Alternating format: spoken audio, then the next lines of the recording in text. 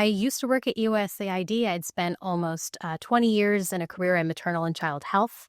And I found myself, unfortunately, being terminated at the beginning of last year, right when I was postpartum. I had planned to return to work at USAID. And right when I was, in the throes of breastfeeding and sleepless nights with my newborn son, he was just 11 weeks old. I was terminated, as many federal workers have been experiencing in this area. And I realized that I did not have the tools to sort of redo my career, rebuild back. So I started pivoting parents to help myself and help other parents like me who are in this space where they need to rebuild a career to provide for their families while also caregiving and taking care of themselves. That's really tough. I can't imagine what that was like for you.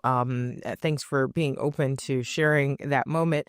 And how quickly did you realize that you had to move on with pivoting parents? Where did this idea come from? And how quickly did you get started with putting everything together?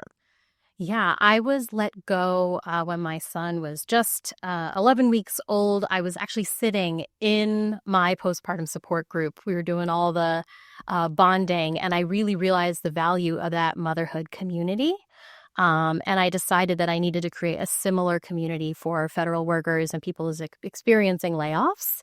So I had already sort of generated this idea that it was so important to, find ways to bring people together in meaningful ways, to break down some of the shame that comes along with layoffs, the isolation that comes with layoffs, and provide a space that was, effective for parents to be able to get both the mental health support, the professional support, the job search support, and even childcare that they desperately need to be able to get back out into the job market, which is really challenging right now.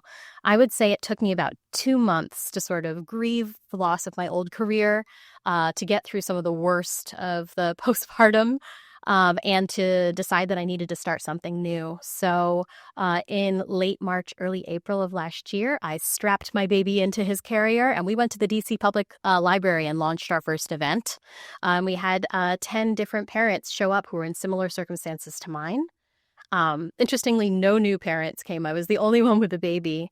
And it was clear to me that people couldn't come. They couldn't get out the door. They were having the same challenges that I was in trying to reenter the job market with a newborn or with a small child. Everybody who came had school-age kids because they had somewhere to put their kids and could actually show up.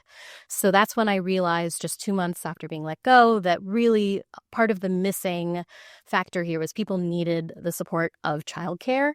They needed to know that they could come to spaces where if they needed to, they could breastfeed, or they knew that they could come and have a kid who might not be perfectly quiet the whole time. So within those first 2 months, I realized that there were special needs for parents like me, people with young kids who didn't have the resources to be sending their kids to daycare.